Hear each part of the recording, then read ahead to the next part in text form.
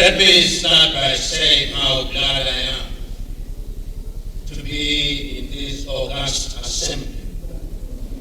Like the Vice Chancellor said, perhaps I should have been asked to deliver my remarks in Swahili, because that is the serve the spirit of Jitegemea. Lakini sitafanya kwa wengi walio hapa siweledi katika lugha ya Kiswahili. Kiswahili cha Kenya ni cha kuomanya. But let me say how glad I am to be here. I had the honor and privilege as a young lawyer to meet the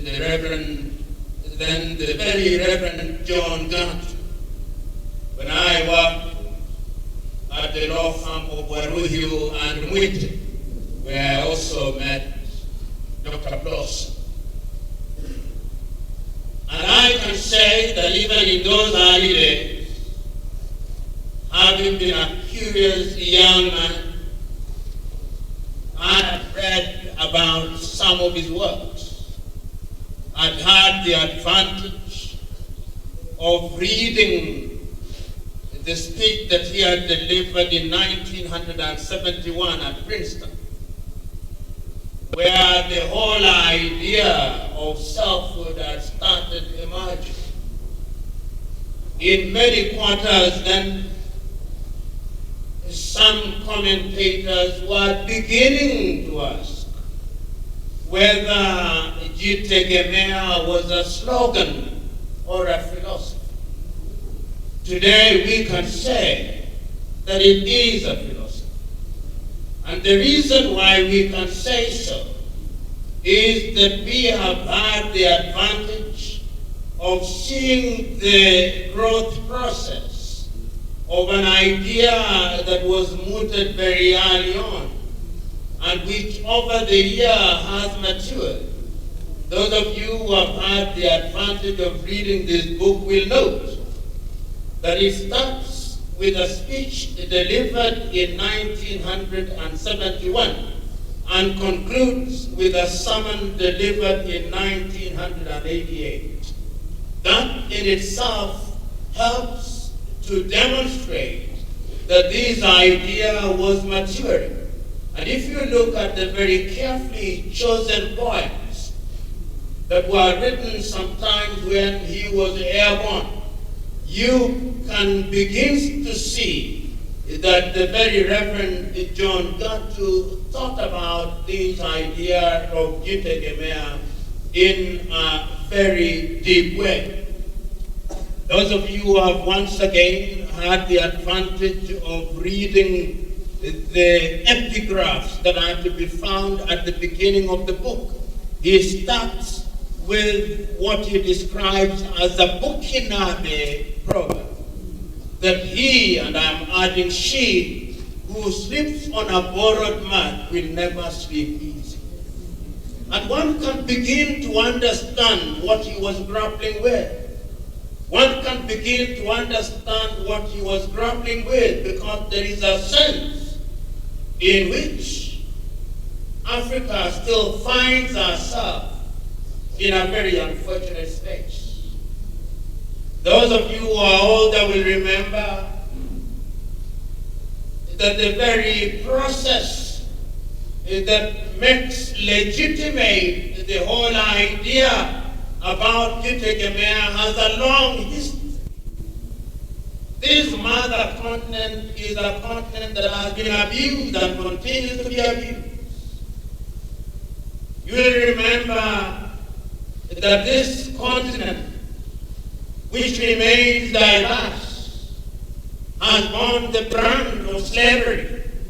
And I dare say that even now, slavery is alive and well in some parts of the continent of Africa.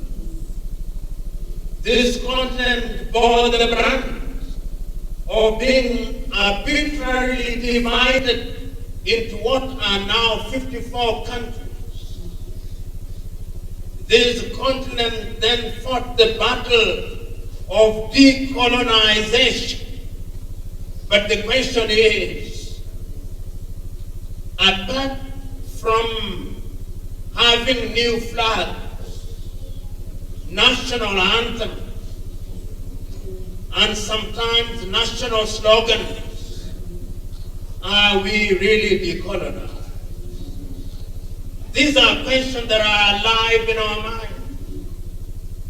Permit me to say, at the risk of irritating those who are clergy and those who are believers like myself, that even Christianity midwife to us was on the basis of partition of countries. So that one denomination was dominant in one area, another denomination in another area, another one in another area, and we find ourselves in that space. So that when the very Reverend John Gattu is grappling with the whole question of Christianity, he is not afraid to ask. And he asks it when he talks about Christianity and the indigenous ways of life. Something that some of us who are Christians are afraid to talk about.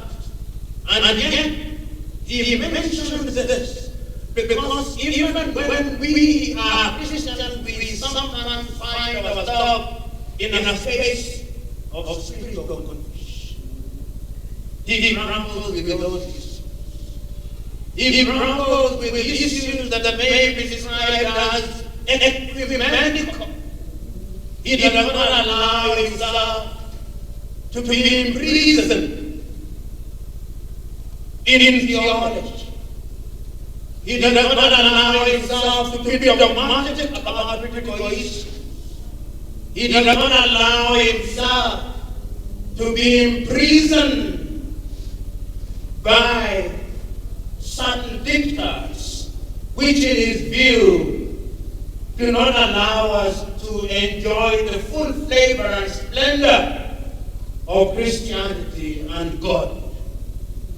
And that is, in my view, what then gives depth and meaning to Jitegemea. Because what is Jitegemea is self-reliance. And there is no shortage of individuals who have grappled with this issue over the years. The whole struggle for the liberation of enslaved peoples was about regaining our selfhood, because the entire enterprise known as slavery was designed to dehumanize, to make us believe that we were less than human beings. And even today, I dare say, there is a sense in which we in the African continent, in our unguarded moments, behave as if we are inferior. Many are the times when I listen to people from different parts of the continent of Africa. When an African does a good thing, they say Nemodo. In other words, we take them in our unguarded moments. There is only the Modoko who can do a good thing. That in itself tells you that the impact of slavery and colonization was deep. It did not only affect our minds, but our instincts were also undermined by it. When I was reading this book, I could not help but remember the words of one of the leading Pan-Africanists, W.E.B. Du Bois, who is mentioned several times in this book. And I remember Du Bois said in those early days in the United States of America, during the civil rights movement and the early days of Pan-Africanism, that one of the things that people of African origin had to do was to liberate themselves which is what gives meaning to the Kiswahili saying, Jishinde ushiki. So Jitegemea is the clarion call. Is the clarion call to all of us who are here present to conquer ourselves, because it is only through personal conquest that we can exercise the ghost of low self-esteem, which so continues to afflict us and which we have no other way than to exercise. I can hear the words of the very Reverend John Gatu when in 1971 he said, "Let us have a moratorium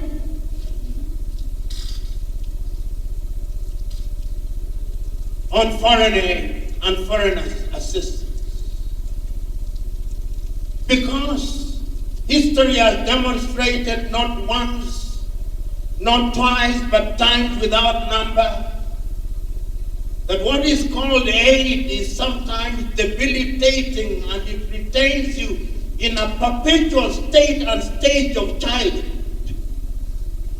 He was reminding us that if it is true that we have regained our independence in the political arena, if it is true that we have come of age, and I'm using the word term of age as a term of art, if it is true that we are in charge of our affairs, how can it be, the Reverend John Gordon was asking, how can it be that we must continue to have the word of God midwife to us by others? Can we midwife it ourselves? I can hear him saying.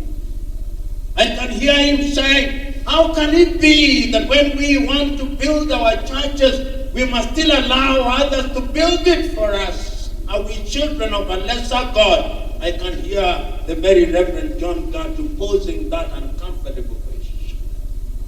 I can hear him saying, we cannot afford the luxury of waiting. We must do it now. It must be a cold shower, shock therapy experience, because it is only then that our instincts to innovate and invent will be sharpened. I can hear him saying that. But like all before him, when you come with a new idea, you have no shortage of individuals whose only claim to fame is to find fault. And he had no shortage of such fault finders. But an idea whose time has come, an idea that is relevant and whose agenda is to change people, can be beaten from all sides, but the reality is it remains alive, even when it is in comatose and its obituary is prematurely written. That is what happened with the Jitegemea philosophy. Those who thought that it had died, those who had written its obituary, today is the day that we are telling them, no, it is alive and well. It is alive and well because we live in times when this philosophy is as green can be. We live in times in the continent of Africa where when we as Christians are questioning our Christianity, we are asking ourselves, have we picked up our mats and are we walking, or we are still in spiritual diapers? I'm suggesting to us that the Reverend God is telling us we cannot afford that luxury. The time is now to give practical meaning to the whole idea of self. You know, sometimes when I read the Bible and I listen very carefully to some of the words that were spoken by Christ, and I wonder how deep it was when you ask Christ, and who is my neighbor? He does not tell you Njoroge is my neighbor. He says, no, there was a pastor. He was walking between Jericho and Jerusalem. And he tells you a story, and then you answer the question yourself. You say, that is my neighbor.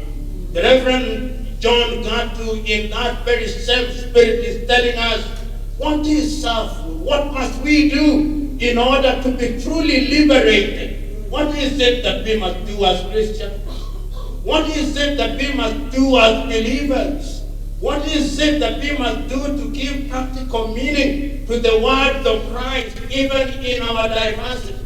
You know, in one of his speeches, I think it is to be found in page 219, and this is as early as 1971. I think he was speaking in another land. I may be wrong about the year, but not about the page 219. And he says on that, in that discussion, and he cites Ngugi wa Thiong'o. And the question that we are talking about is whether there is a Kenyan nation. And he's saying that one of the things that we Kenyans must do as a people is to begin to liberate ourselves from this thing of Kikuyu-ness, Luhya-ness, Kamba-ness, Kalenjin-ness. He tells us, not in so many words, that we must celebrate our diversity, but Kenya will only become a nation the day that we emerge out of our ethnic cocoon and begin to think as a people. In other words, we must use our self-food to enrich our diversity, because the God we worship is a God of diversity. You know, when I read the Reverend John Gattu, and I've read him keenly, and I've read him twice since I received this book, and I look at some of the things he's saying, and I'm looking at contemporary Africa. And I look at all African countries, and the Africa that I see is an Africa where our selfhood has disappeared. It is an Africa where when I look at her, wherever she is, she's suffering from pain. You go to Sudan, there is pain. You go to Somalia, there is pain. You go to the northern part of Kenya, there is pain. You go to Eastern Congo, there is pain. You go to Central African Republic, there is pain. You go to northern Mozambique, there is pain. You go to southern Cameroon, there is pain. You go to Libya, there is pain. You go to the Sahel, there is pain. Pain has become our companion. And it has become our companion so much that we even depend on others to liberate ourselves from pain. When we cannot feed ourselves, we look to others to supply us with grain. When we cannot supply our own medicine, we look to others to supply us with medicine. When we want to print our very own Bibles, we print them in China. This is the space in which we find ourselves. And the Reverend John Gattu was telling us that we cannot afford to do that. Because if we continue in that space, then it reminds me of this parable. The parable that we talk about of the talents. You know, and the no shortage of theologians and very seasoned preachers here. But allow me, even if I get it wrong, to say what I'm about to say. Whenever I read that story of the talents, this rich man who went away for a long time, to one he gave 5 talents, to another one he gave 2 talents, to another one he gave 1 talent. And the Bible records that he went away for a long time. And when he came back to the one that he gave 5, he asked, "Do you have your 5? He says, "Master, I've worked the 5 and I have 10. And to the one that he gave, he said, "Master, I've worked the 2 and I have 4. And he said to the one that he gave 1, "I knew you. You are in the business of reaping where you did not sow. I kept it, here it is." Sometimes when I look at the way we behave, it is as if we are the ones who are given 1 talent. And you know, the Bible says, he said, "And to those who have, even the who do not have, even the little that they have shall be taken away, and it shall be given to those who have." Just look at our context. The richest in resources, yet the poorest. Why? How can we make the claim that we have gold, that we have silver, that we have everything on earth, but our greatest claim to fame is that our leaders spend most of their time running around the world with bowls, begging. And the story is one and the same. The beggar shall always serve the giver. The Reverend John Gatwo was telling us, stop begging because you have enough. It is said in the Bible, what do you have in your hand? I remember that story. That question was asked of Moses, what do you have in your hand? And it is that rod that became the rod that liberated the Israelites. And the woman, the widow, what do you have in your hand? It is what you have in your hand that you must use. And I'm there to say that the Reverend John Gatto is telling us what we have in our hand is our self-esteem. That self-esteem is what we must use in order to liberate ourselves from the chains of sorrow and want. We have begged for too long. We have been insulted for too long. We have been abused for too long. We have become professional beggars for too long. The time is now to liberate ourselves. And the only way that we can liberate ourselves is courtesy of philosophy of Jitegemea.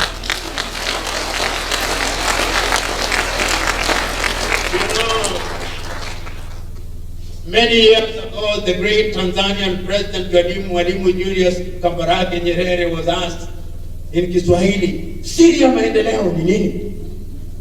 Akasema siri ya maendeleo ni watu, ardhi na siasa safi. Then he went on to say, siri ya maendeleo ni vijana wenye malezi bora, siha njema na bongo kali. Na watu hao lazima wawe na ari mpya, mwamko mpya na nguvu mpya. Nguvu mpya ili kujitegemea.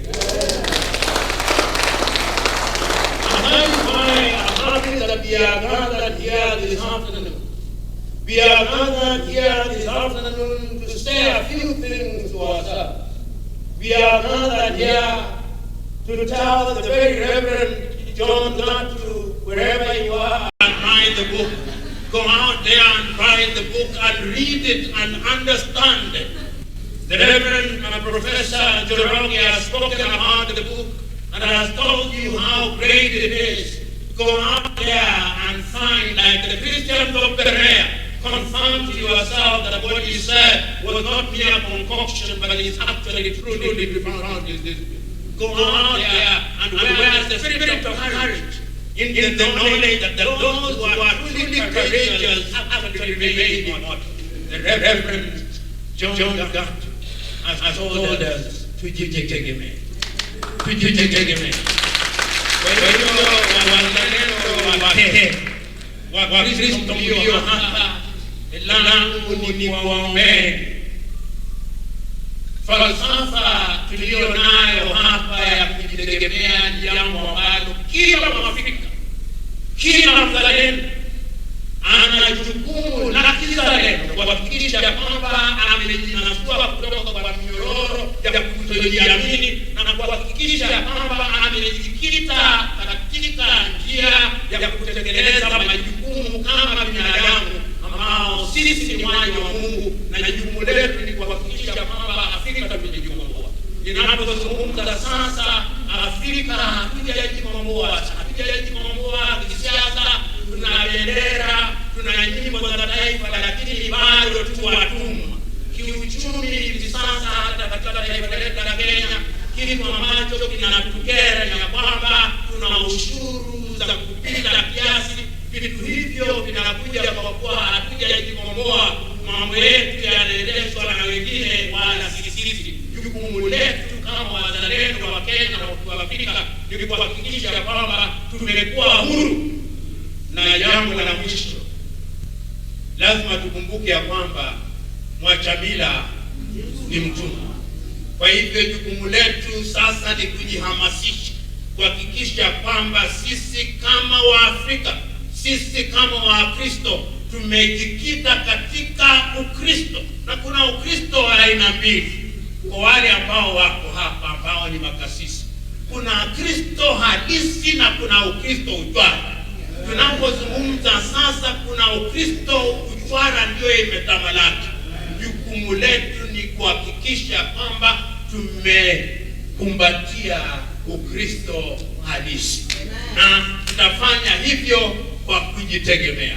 Asanteni sana na Maulana.